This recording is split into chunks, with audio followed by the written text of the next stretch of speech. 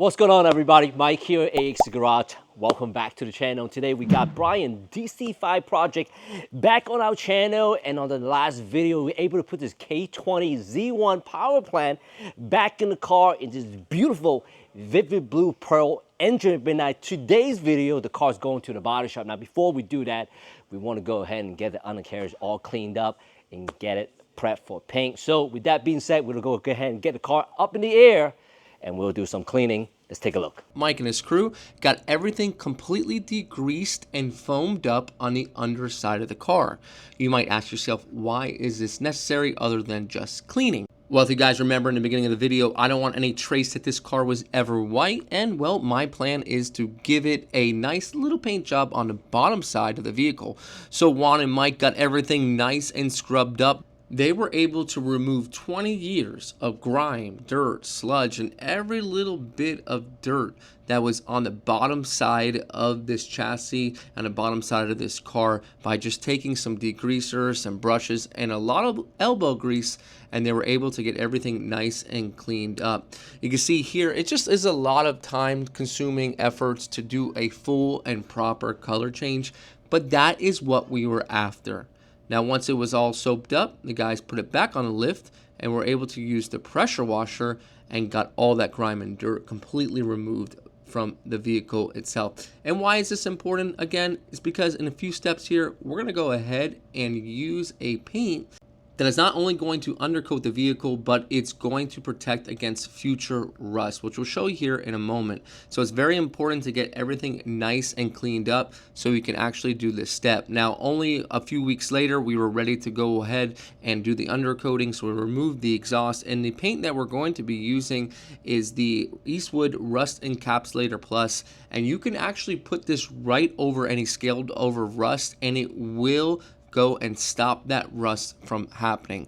It's a good thing that we didn't have any rust on the bottom side here, but this will protect it from anything happening in the future, and it obviously gives a nice look. You can see we left the tunnel completely open because from factory that was left open as well, and we just went over everything and we coated everything, so there's going to be no sign that this car was ever white. Although all the RSXs I've seen, for the most part, they have this e-coat, which is like this kind of olive greenish look tan to the bottom side of the vehicle. And I also went ahead and just sprayed a little bit of blue on the rear rails, just that way it looked factory. And we came over with the black and fixed it all up. And we'll clean everything up in the end, and you can see how awesome it looks once it's all cleaned up and the tape is removed and any overspray is cleaned off. This thing looks better than factory. That's what we're going, better than factory. That is what we're after on this build. So like a factory OEM plus type of build, and just check out everything underneath this vehicle. I'm really proud with the way it came out. You can see here the original seam sealer was never coated, and we left that just the way it was from the actual factory. And the journey starts back in the spray booth with our interior of our white RSX, because we don't want to leave any sort of white on this vehicle. What we did is we went a little crazy and we taped up all the sound deadening, and we're going to be using a sealer to cover up all the white, and then from there the vehicle is going to receive vivid blue. Now what we did is we added a hardener into our base coat just like factory, so we don't have to worry about doing any sort of fancy clear, and the paint will not rub off. Once we took off all the tape, it revealed a beautiful OEM look. You can see here, there was rust in the spare tire well from before. I got the guys over at the other shop to go ahead and fix it up and weld it up nice and clean. This is a common issue on RSXs because they do leak from the taillight gaskets and from the top of the chassis. See here the beautiful difference, and we're ready to get started with the glass. Now we did a full restoration on this vehicle, and we removed every single part possible, and when you do every single part possible for a color change, this is the perfect way to do it. There was some body work that needed to be done on the quarter panel where a previous repair was done, so we made sure to do all of the metal work, getting it back as close as possible, and then treating it with an epoxy primer to protect the metal. Once that was all protected, we started doing the body work on the quarter panel, which was the main repair on the vehicle. What I love most about this vehicle, it was all factory original, except for this quarter panel, which had a little bit of body damage, which was evident on the exterior when I bought the vehicle. Now from here, we were able to put our primer on the repair, and then we could start the blocking on the rest of the vehicle. Every single square inch of this vehicle was blocked out originally to make sure that we don't have any waves in the actual finish itself. Now this task takes over 4 months working on and off on the vehicle, so you can see the time it takes to do a proper paint job. Some areas just got the DA sander with the Milwaukee DA sander, and some areas required a little bit more attention. Now for this particular vehicle, we're going to be using 2 different types of primers. Originally here, first you're going to see a gray primer, which is a thicker, high build surfacer primer, which is going to be able to be blocked out to give us an even straighter foundation. You can see here we're priming in every single little square inch of the vehicle because we want gloss in every square inch of the vehicle. We're taking this vehicle a little bit further than OEM. We're putting gloss where gloss has never been, like the inside of the door jambs and the inside of the jamb of the hatch. We want this to look OEM plus and to look like no other car, and that's a cool thing that we can do once we have it all disassembled as we do here. We got the rest of the parts back into the spray proof, and we're doing the same application on every single thing, no matter what it is, an accessory piece, a door, it doesn't matter. We want consistency on this vehicle, and that way we have to make sure that the same process is being replicated on every single square inch. It is a lot of work, but in the end, it is a great end result, which you'll see here at the end of the video. Now we're going to be using some guide coat, and guide coat helps to level out the surface by using a guide for us to show us where it's been sanded and where it has not been sanded. So we'll be using only here on out a block to initially first cut down the primer, and then you'll see us later using fancy DA sanders to make sure it's all nice and smooth. But first, the block is exactly what you're going to need, and this is why restorations cost so much money in the end, because there's a lot of hand labor to get everything nice and smooth. Now granted, we did start with a great vehicle that did not require much to any body work or any sort of metal work, just minor dings here and there, and from there we had a great basis to make sure that our paint was going to lay on nice. Let's go ahead and take it through the stages here as we sand the rest of the vehicle.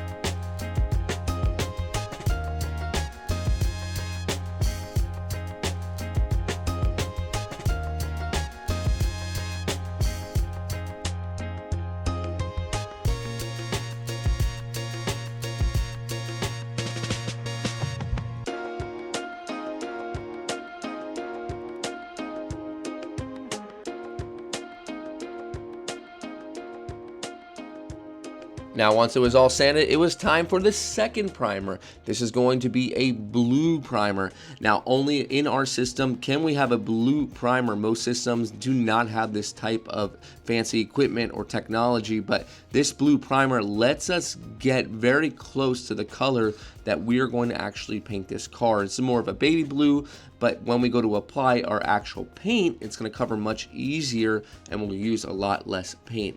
You can see here that it just lays on so beautifully, and after it's all been nice and dry, we'll go back into the same stages again and repeat what we did with the gray primer. You can see there's tons of work for any sort of restoration, and this is a mild restoration job on this vehicle. Even though it's only about 20 years old, it's still seen the road for quite a long time, and you will pick up scratches, dings, waves, and different things in the body panel that will require this type of effort.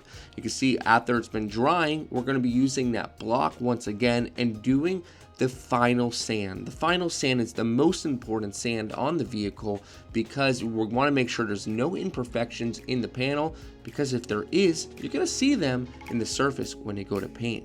So let's go ahead and knock through all these final stages as we get this ready for its final paint job.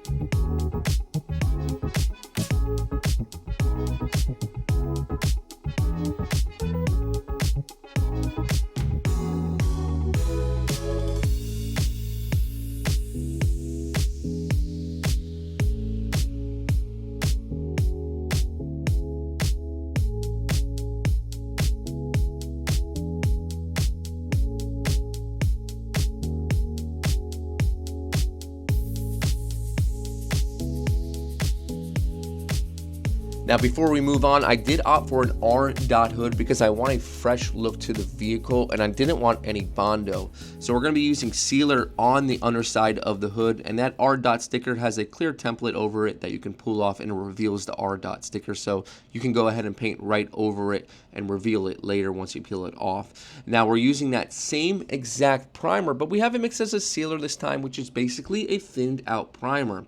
This will give us the chance to go right into base coat without having to sand, since it's the underside of the hood.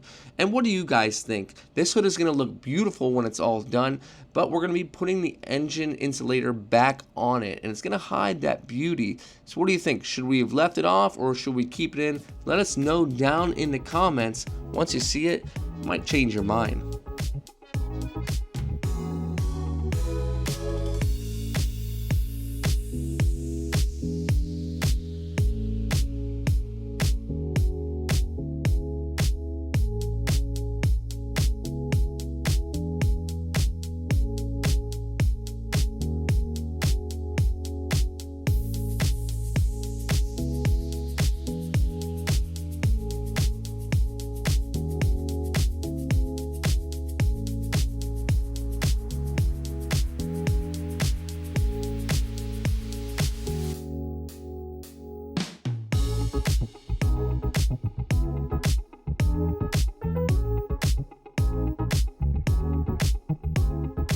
And as we finish up clearing the hood, I did also take this opportunity to put gloss on the inside of the hatch. I want to make sure that this complete part is all covered in gloss, and you can see the hood back on the vehicle. And let us know, should we put that insulator back on the vehicle?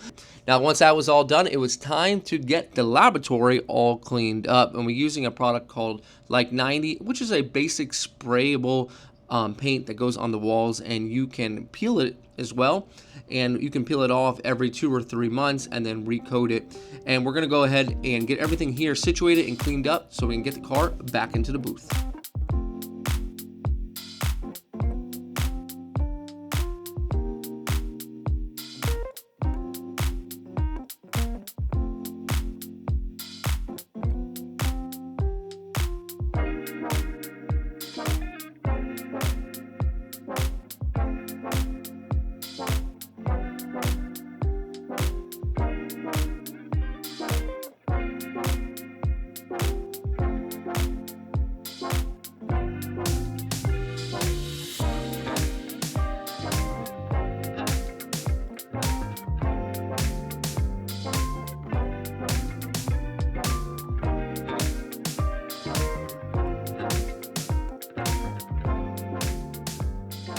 Now, once everything was all cleaned up, it was the final day. This was a big moment for us in the shop. We've been working on this car for over a year now, it seems, just from the very beginning.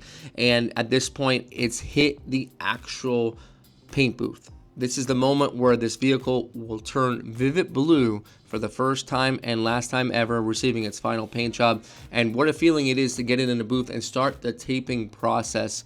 So we're gonna go here and show you some of the taping process. We'll also be doing a sealer coat. Now, the sealer coat is the same blue, but it's mixed up a little bit different, so you don't actually have to sand it, and your base coat can go right over it. So there's a lot of cleaning to the process. We'll go through the cleaning, we'll go through the base, and we'll catch back up once we're ready to go ahead and clear this thing.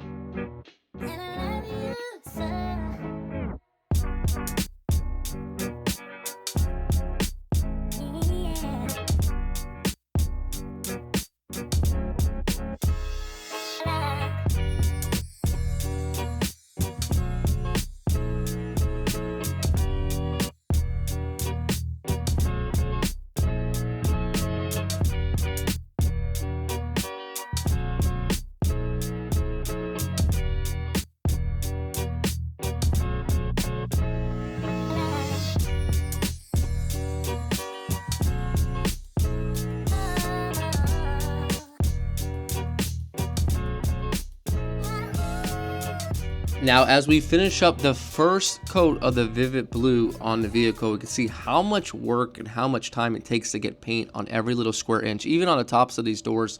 A lot of you guys don't realize that there's paint in areas that is seen when a door is open. And a lot of newer vehicles have plastic covers that cover the door edge at the top or the inside. So you really got to make sure you get paint on every single little surface on these older vehicles, because you're going to see it in areas you didn't think or you might have thought it got uncovered. And that's just what we did here at AHC Garage. We really took the time to study, to look at other RSXs and make sure that we're putting paint in every square inch of this vehicle, even more than factory did. And that includes doing the whole fuel door on the inside, the out. The inside of the fenders are glossed out. Sometimes from the factory you won't find really gloss on the inside panels of fenders or doors. It'll just be dry overspray. And we wanted to make sure that we took it a little bit of step further and made sure we didn't have that. So as we finish up here on the first Vivid Blue pass, there end up being about 3 coats of Vivid Blue to get the full color. You see, with blue and reds and different colors, it's very transparent. And in order to get the true color, you need to make sure that you're going with full coverage. Now, there's about 10 different variances to this color. If you've ever seen a Vivid Blue go down the road, and I even looked up the EP3 came in Vivid Blue, you notice a different shade. Since we're doing a full restore on this vehicle, we had the chance to pick whichever shade that we liked the most. And I actually went with the lightest shade, the most vibrant shade. You'll see once this vehicle comes out later in the sun, how vibrant and how bright it looks. There's different shades that are a little bit greener. There's different shades that are a little bit darker, redder. There's all different types of shades, and I went with the most vibrant shade that I knew as a kid that I really liked when I saw it going down the road. And just to put the clear on it now and to see that color really come to life, it was a great feeling after working on this vehicle for so long. There's a lot more to come in future episodes, so make sure that you're subscribed to AHC Garage so you can see how this whole entire build really comes together and a true transformation from white to Vivid Blue. There's nothing like it before. Let's go ahead and get the rest of this vehicle all cleared up, and I can't wait to show you guys what it looks like as soon as the last coat of clear is all sprayed.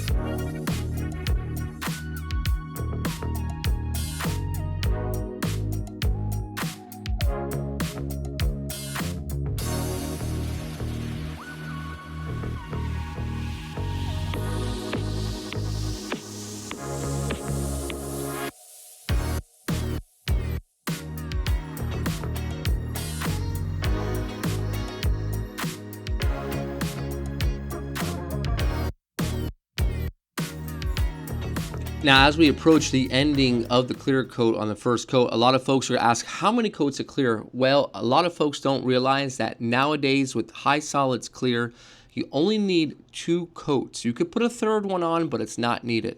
Those days of having about 3 or 4 coats of clear or even more are over. That's because a lot of those clear coats were medium solids and they didn't really build well and they weren't really UV resistant. Nowadays, these clears, you could put 2 coats on and it's equal to about 4 or 5 of the old stuff. It's a great clear coat made by Sikkens. It's called Sikkens PC. And this whole car is sprayed in Sikkens and it came out really, really nice. And the shine on this vehicle, after we do a light polish on it, it's really, really going to enhance the color and the clarity of the vehicle. Now, the second coat is done about maybe 25 minutes later and a little bit faster sped up. And you can see how awesome it's looking after that second coat. Now, make sure you hold tight here for just a little bit. We're going to be pulling this vehicle out into the sun. You're going to see how vibrant, how beautiful this vehicle looks. This color changes so much when it's underneath the sun.